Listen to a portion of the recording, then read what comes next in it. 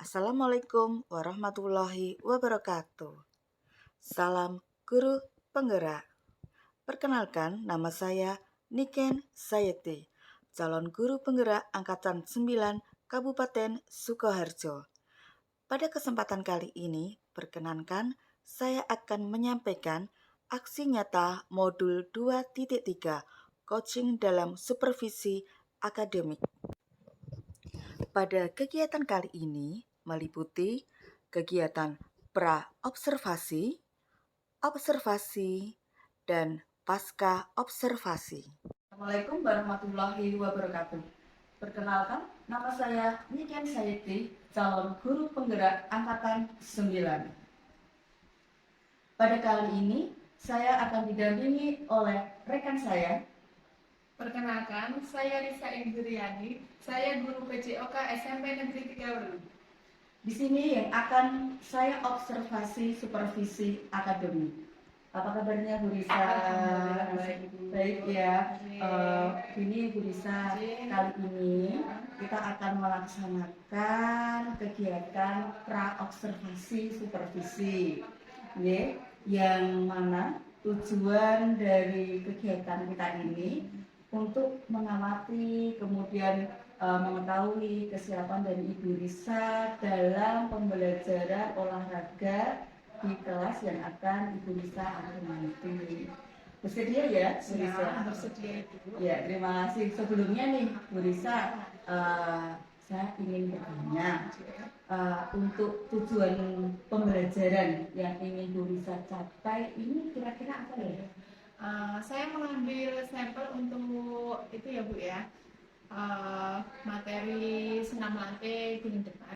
Itu tujuannya agar peserta didik mampu mempraktekkan dan menganalisis guling depan, gerakan guling depan. Karena itu senam lantai itu biasanya anak itu takut melakukannya, karena kadang kan resikonya itu lebih tinggi, bisa cedera. Jadi anak itu kadang kalau belum mempraktekkan itu, Bu, saya nggak berani, saya takut, seperti itu. Jadi tujuan saya untuk materi senam lantai guling depan itu agar anak bisa mempraktekkan guling depan dan menganalisis guling depan. Seperti itu, Bu. Nah, berarti itu nanti pengembangannya yang akan dilakukan fokusnya kemana? Oh ya, itu nanti saya fokusnya ke guling depan atau roll depan. Jadi anak itu nanti fokus untuk prakteknya. Itu yang pengen saya kembangkan itu dari gerakannya roll depan atau guling depan itu. Nanti saya itu melakukannya tidak langsung saya suruh langsung roll depan, guling depan. Tapi itu nanti kita mulai dari awal dulu, dari sikap jongkok, terus saat mau mengguling, dari posisi tagoknya seperti apa, dagunya seperti apa, terus waktu melakukan roll gulingannya itu sampai waktu akhir dari sikap sempurna. Jadi nanti kita difokuskan pelan dulu dari sikap awal, sikap guling sampai sikap akhir. Nanti bisa dibantu dengan teman atau bisa dibantu dengan guru. Jadi agar anak itu tidak takut, jadi kita selalu mendampingi. Nah, kira-kira untuk pembelajaran nanti strategi yang akan dilakukan atau yang sudah disiapkan dari Bu Risa sendiri seperti apa? Untuk strateginya anak itu biar tertarik, biar mau. Jadi itu dari awal itu saya tidak harus langsung mulai pemanasan, lari keliling lapangan.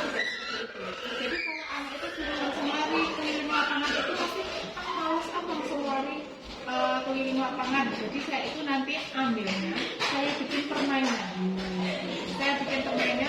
Contohnya untuk sebelum pemanasan itu nanti saya buat bisa melihat video dulu. Videonya ada video pembelajaran dari sikap awal, sikap mengguling, sikap akhir, dan gerakan-gerakan kesalahan, gerakan yang benar itu nanti kita tampilkan video dulu agar anak tertarik. Berarti itu lihat mata pelajaran PJOK itu tidak langsung praktek. Jadi harus ada referensi. Kita lihatkan video, nanti anak bisa tertarik, bisa kan ada kesalahan pasti anak itu nanti lihat videonya ketawa. Itu setelah itu nanti anak-anak bisa menganalisis, oh ini ya kesalahannya, oh ini gerakan yang benar. Itu setelah itu kita masuk ke pemanasan.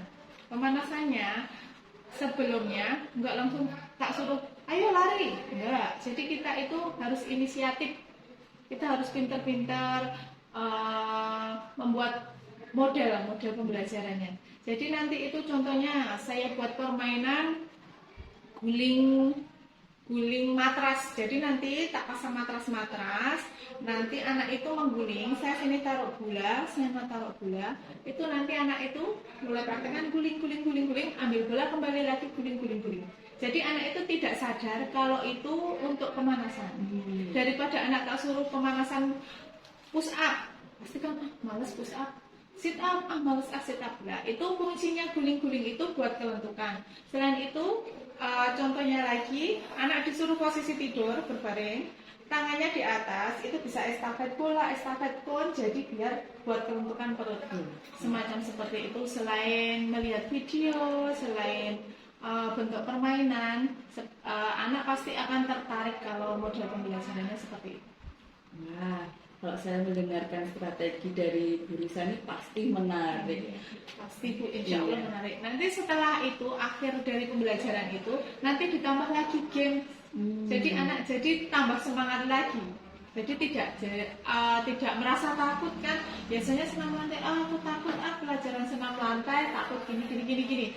Nanti kalau nanti ada permainannya, terus semangat mereka melakukan nanti ada permainannya, ayo semangat seperti itu. Ya, terima kasih Bu Risa untuk sementara pembicaraan kita tentang praobservasi kita cukupkan dulu. Nanti untuk selanjutnya saya akan ikut Bu Risa untuk mengamati, akan melihat bagaimana jalannya pembelajaran yang Bu Risa lakukan di sana. Begitu ya Bu Risa, terima kasih. Sama-sama, semoga bermanfaat. Iya, terima kasih.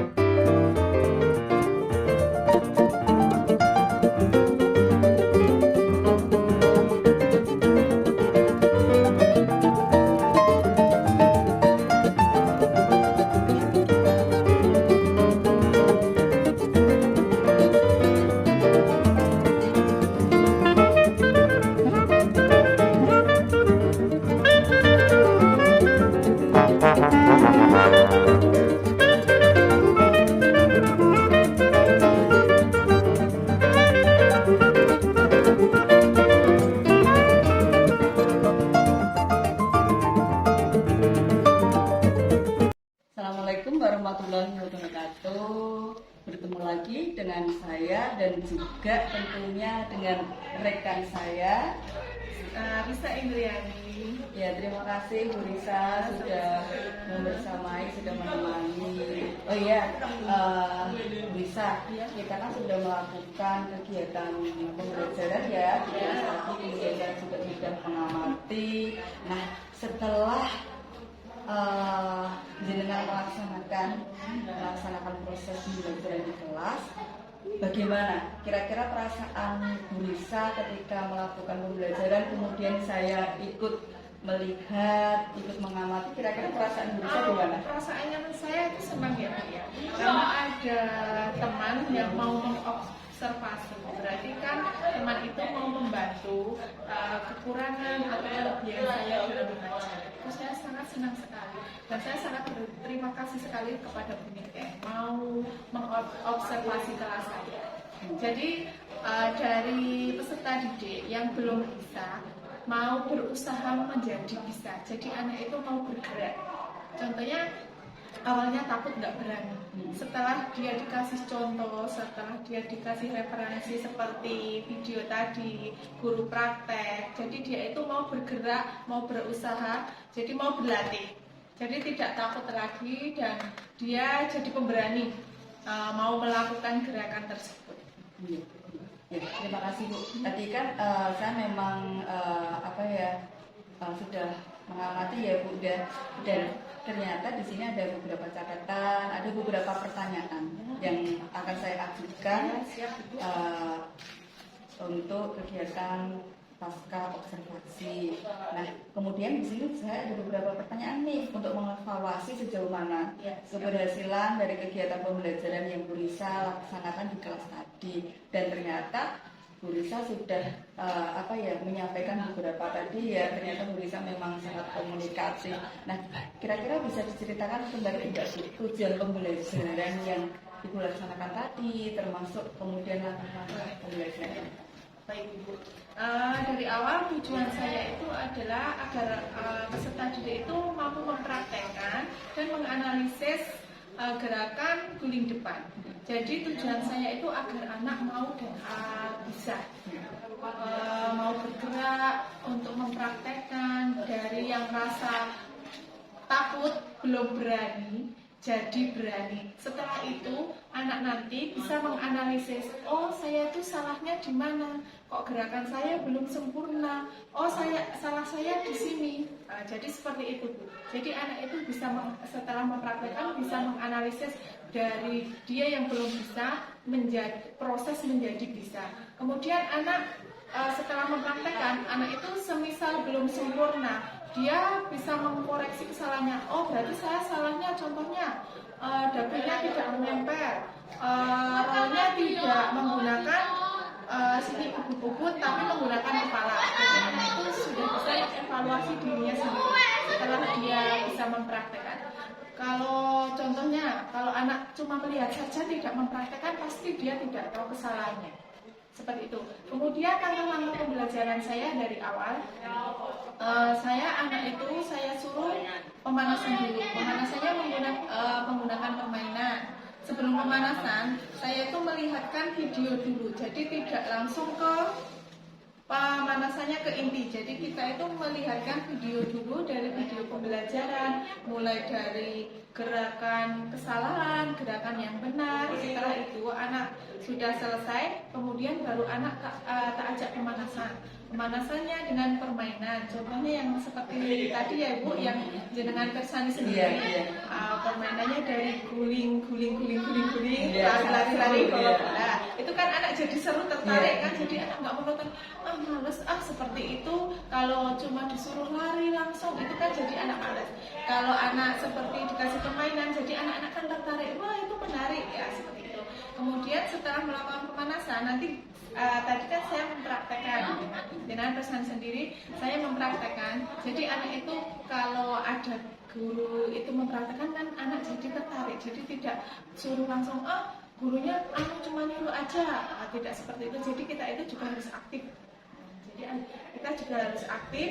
Kita mempraktekkan. Setelah mempraktekkan, anak saya suruh praktek satu persatu. Selain saya suruh satu persatu, jadi nanti saya juga mendampingi, teman juga mendampingi. Setelah selesai praktek, jadi saya itu mengevaluasi dulu, menganalisis kesalahan. Kemudian setelah itu anak mempraktekkan lagi. Jadi tidak hanya satu kali, anak mempraktekkan lagi.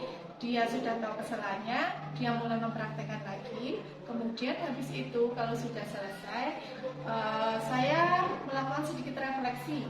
Jadi umpan balik tanya jawab, apa itu kesalahannya, gimana, menarik enggak untuk pelajaran hari ini, seperti itu. Kemudian saya kasih kesempatan anak itu bikin kelompok-kelompok, membuat dia itu berdiskusi perwakilan. Jadi temennya mempraktekkan, temennya lagi untuk presentasi caranya gerakan ini.